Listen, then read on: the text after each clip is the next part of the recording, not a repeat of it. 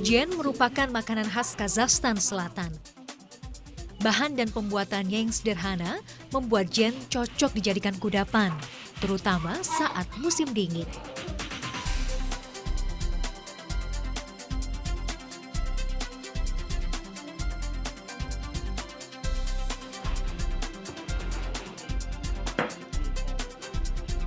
Campurkan biskuit yang sudah dihancurkan, gandum halus, gula dan minyak.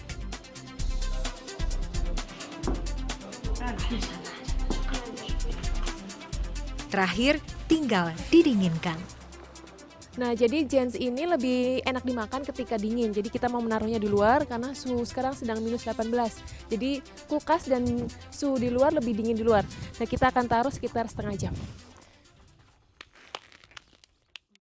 Bismillahirrahmanirrahim. Qul huwallahu ahad, Allahus samad, lam yalid. Sulaiman si anak sulung adalah imam bagi keluarga. Pemasungan komunis membuat generasi kakek dan ayah Sulaiman tidak punya ruang untuk mengenal Islam. Mereka hanya tahu bahwa mereka Muslim yang menyembah Allah, tapi tidak paham tata cara beribadah, bahkan untuk menjalankan sholat. Sulaiman sendiri yang akhirnya tergugah untuk mencari tahu dan belajar lebih jauh tentang Islam.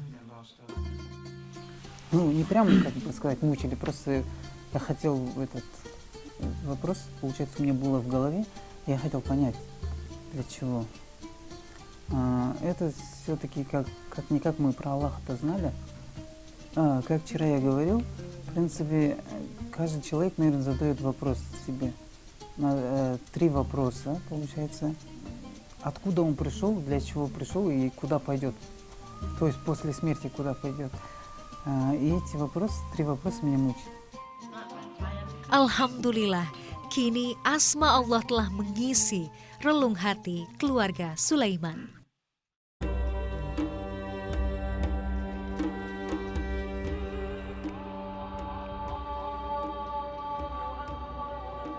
Azan sudah memanggil, saatnya menunaikan sholat Isya. Allahu Akbar. Di atas sajadah, perbedaan kami musnah, menjelma doa hanya bagi Allah. Assalamualaikum warahmatullahi. Assalamualaikum warahmatullahi.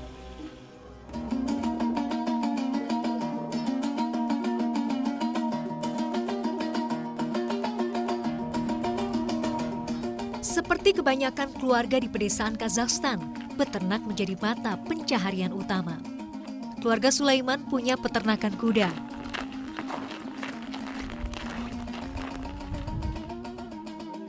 Di istal ini hanya ada 20 ekor, tapi mereka punya 400 ekor lagi di daerah lain, ratusan kilometer dari Kabanpai.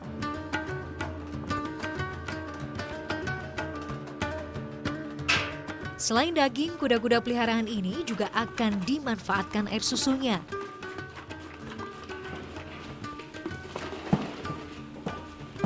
Tidak sembarangan orang bisa memerahnya, hanya yang benar-benar sudah mengenal mereka. Karena kuda bisa berontak dan melukai orang yang tidak dikenalnya.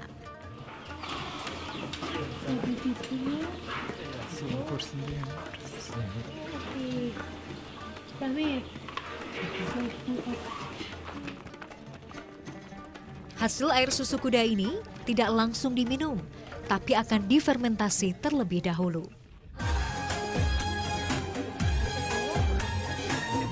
Penjaga peternakan di keluarga Baglan ini yang biasanya mengolah untuk kebutuhan rumah tangga.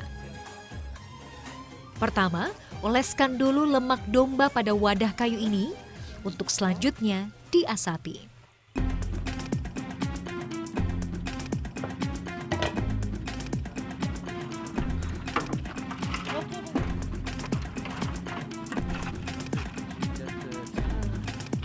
Nah, jadi untuk membuat susu kuda fermentasi atau bisa disebut dengan kemes ini harus memakai kayu spesial, nggak bisa sembarang kayu, yaitu dengan cobulge.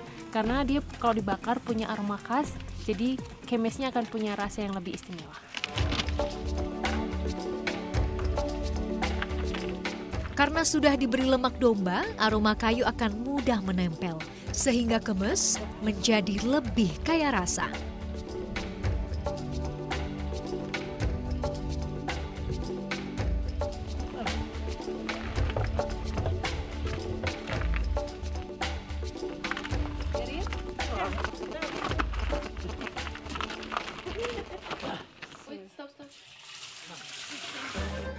Setelah diasapi, susu kuda dimasukkan dalam wadah dan diberi bakteri.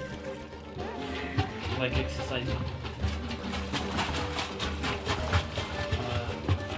Nah, seperti ini nih cara membuat kemes secara tradisional dengan skala rumahan.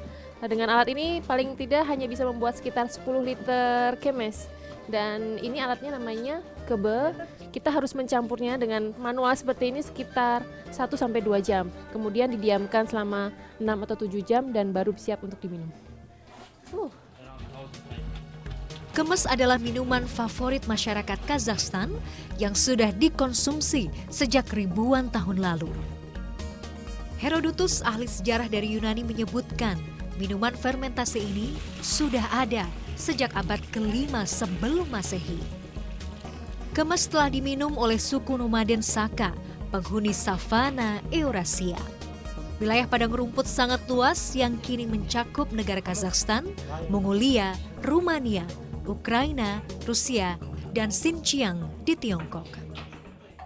Ini sebenarnya belum jadi, kemesnya masih harus menunggu 6-7 jam, tapi seperti ini sudah bisa dinikmati dan rasanya asam tapi belum seasam kalau sudah jadi. Dan kayu tadi yang dipakai, tubulgani tadi, baunya masih terasa dan di lidah juga masih kita bisa merasakan. Karena baru sekali ini merasakan, masih agak aneh karena asam banget. Kemes juga penting bagi kesehatan orang Kazakh. Ketika musim dingin panjang yang mencapai 6 bulan dan persediaan sayur serta buah menipis, bakteri probiotik di dalam kemes mampu menjaga pencernaan tetap sehat.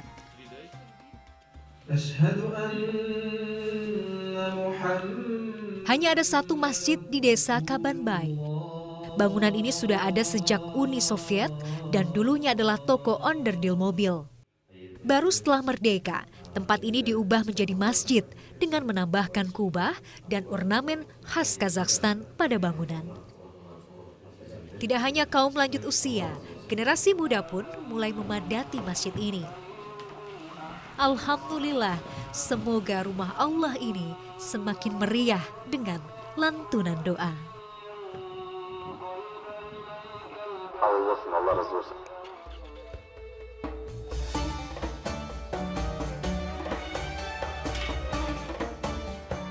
Pantang bagi orang Kazakh untuk membiarkan perut tamu dalam keadaan kosong.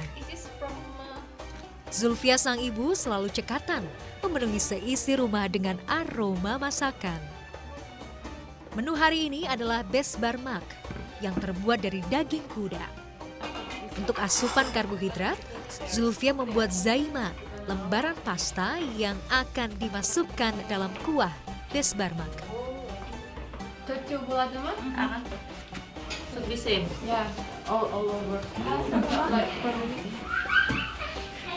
Nah, ini sekarang kita lagi bikin zaima, jadi roti yang sangat penting bagi perempuan Kazakhstan karena ketika mereka menikah atau mulai hidup baru, ketika mereka sudah bisa bikin zaima yang bagus, itu tandanya mereka akan jadi istri yang baik.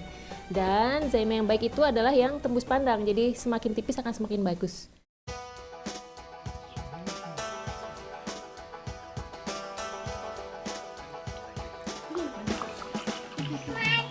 Makanan sehari-hari orang Kazakh tak lepas dari daging.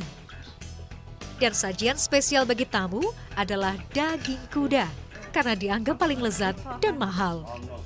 Dengan tamu mendapat jatah daging terbanyak.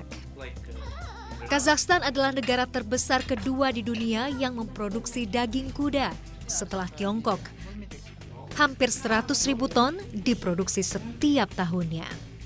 Nah, ini kali pertama saya mencicipi daging kuda.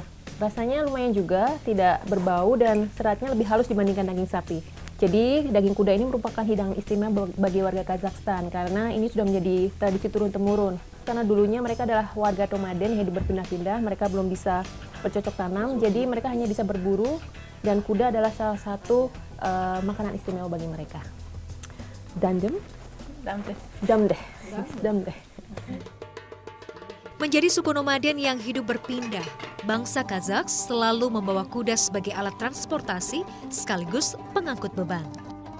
Saat membutuhkan protein, mereka akan menyembelih kuda yang tersedia. Karena hidup berpindah itu pula, cara pengolahan besbermak sangat sederhana, hanya direbus dengan bumbu dasar.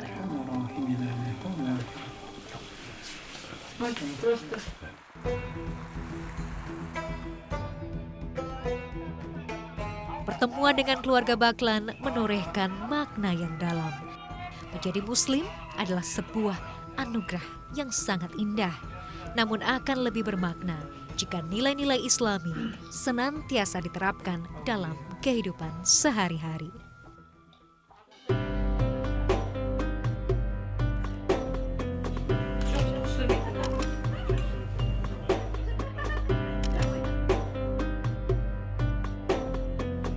And everyone, I want to say thank you because you have allowed us to come here and stay here and enjoy your very delicious food. I'd like to say thank you. Mama Jasmine. Mama. Mama. Thank you for everything.